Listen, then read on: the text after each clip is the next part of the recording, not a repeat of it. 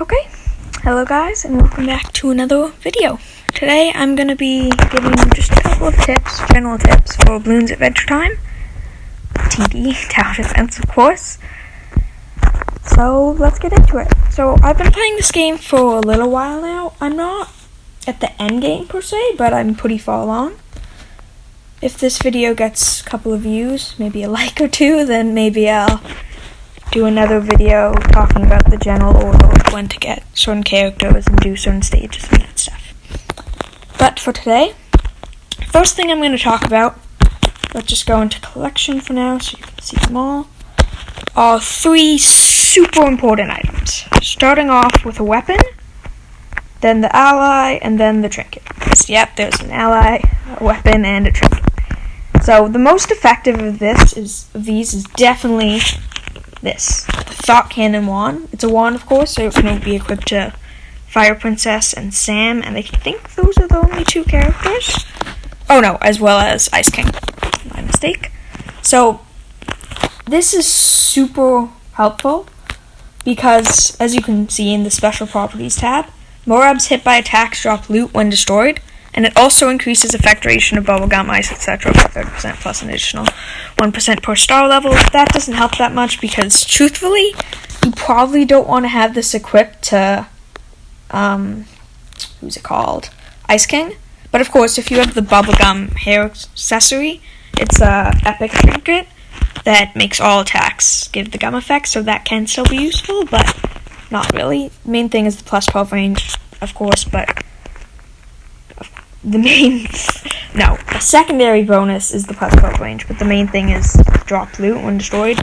Super helpful, will get you tons of gems, gold, and wisdom. You can use a shard to get better ones, or I'm pretty sure it's even possible to just straight up get epic wisdoms from it, so it's super good. If you ever see this in the shop, highly recommend you buy it. I recommend you stay above 300 gems. I'm on the low side because I just recently purchased something. But try to stay around 300 gems. If you want to go above 300 gems, of course, but try to stay around it. So if this ever pops up in your shop, make sure you buy it. Next thing is the ally. This is probably the second most effective, and it is the Ancient Psychic Tandem War Elephant. Second of all, he's just super good in general. He's a really strong ally. But the main thing is, as you can see, he has high damage and can generate wish orbs when upgraded. He's a little expensive. He's an in-game purchase of 1,500. I believe the one he needs, yes, Ultimate Wish ability. So it has to be, it's quite expensive, as you can see, 850, 2,000, 6,000. So it's not all that good, but because I believe it's a guaranteed, yes, ability, destroy more class balloon with a chance to create a wish orb. Okay, so not a guaranteed, but I believe it's much higher than the Thought Cannon wand. But of course it's an ability, and he has to kill a Moab for a tap.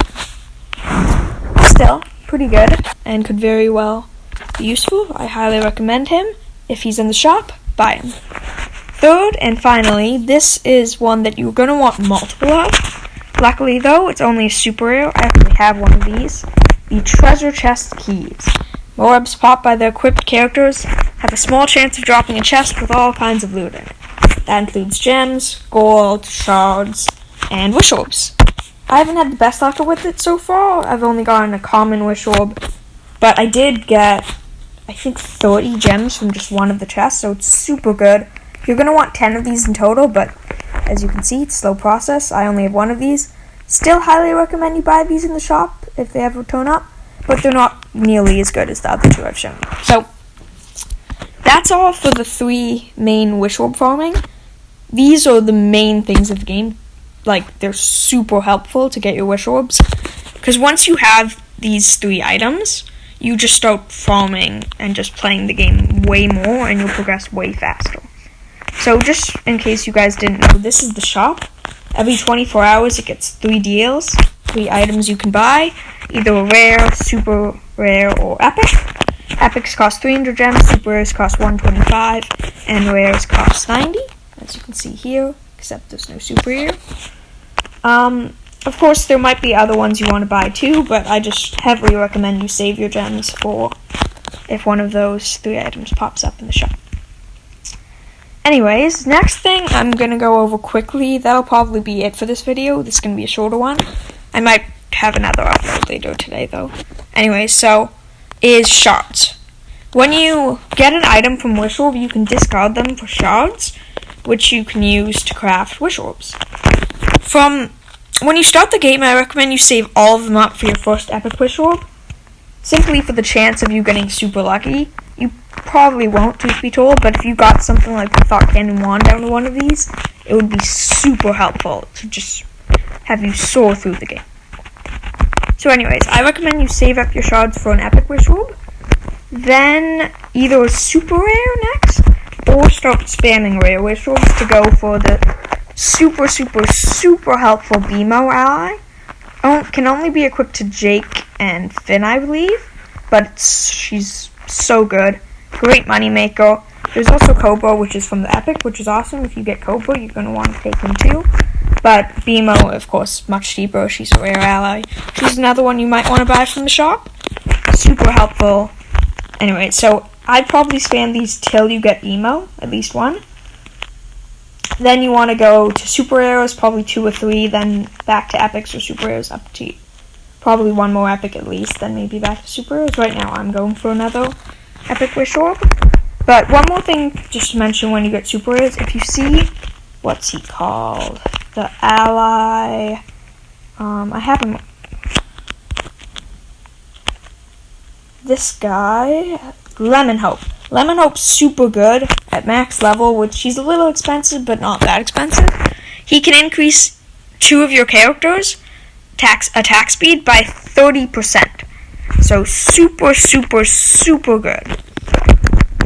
And he's super rare, so he's from the super rare Wish Orbs, rare and epic. So of course, might just get it along the way. Switch this back. So yeah, that's the main thing for this. I'm also just going to take quickly about quests. Quests are super helpful. For the early game, they won't really help you much. In fact, I don't think you even get them unlocked at all till level 10. As you level up, you unlock more slots. You get your second at level 20, then 30. Actually, I think you get one at 10, 15, 20, 30. And then my next one, of course, is at level 50. I think that's the last quest slot, but I could be wrong about that. The rest are super good. You want to progress them through. If you see, don't take ones that you don't think you can do. Every day you can pick a new quest. You can reward them for an ad, but not always worth it. I recommend you pick ones that you'll probably do just in general, like Ghost Bloons, using a character. This isn't the best, actually. I'm going to reward this one. Motion throwing for 8 hours. Great. You're just going to be doing it over time. But yeah, I recommend, of course, going for gold and diamond quests are better, because a gold chest is the equivalent of playing an extreme map for the first time. Super good.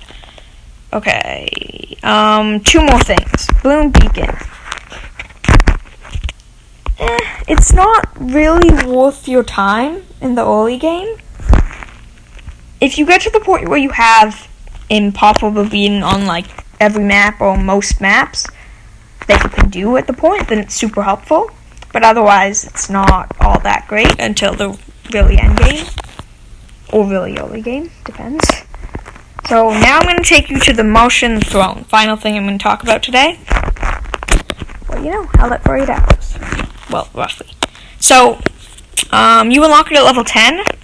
You collect gems. I've never spent any of these because I'm saving them like I recommend you do, unless you're spending money, on these. Legendaries. Legendaries are things you can only get by spending real money or by saving up an insane amount of money. I heavily recommend going for the characters, not the allies, because the 3 characters you have to buy in this game, Tuxedo Jake, Dungeon Finn, and Hunter Marcelin, cost 75,000, and they'll come up every once in a while. It resets every 2 weeks or 14 days. So yeah, I recommend that's what you spend these on. So every day, everyone's highest round resets, and every 2 days, I believe, they make a new challenge. They have different rules, different maps, restrictions, like local heroes, no allies, reanimation protocol. There can be all sorts of stuff. They can ban trinkets, weapons, back to basics. They can lower your level, increase the level of all your characters. can do pretty much whatever they want. This is the only actually endless format in the game, because the higher round you go to, the higher gold you have on the motion throne. You need a minimum of 10 rounds in order to get it, which isn't that bad. Though when you first unlock it at level 10, it might be a little tricky to do. So you capture it, and as you can see here, it generates gems over time. The longer you capture it, the more gems you get. It's a cap at around 8 hours. It's less than 8 hours, as you saw. I didn't get stolen from. My cap reset. But as you can see, my Canal Wizard, highest, that's me, by the way, highest round 0. So, yeah. But you're going to get sorted with people at similar level to you, which doesn't really mean a lot, because you can level up from all sorts of things. Doesn't necessarily mean you got the best stuff. But yeah, so that's the motion games. I think that's going to be it for today, guys. So, yeah. I'll see you guys next time. Just one last thing. Daily rewards, pretty helpful. Every 30 days, I believe, you get an epic wish orb, you get random loot for the rest of the time. Pretty good, but nothing too special to do with that. So, yeah. Bye, guys.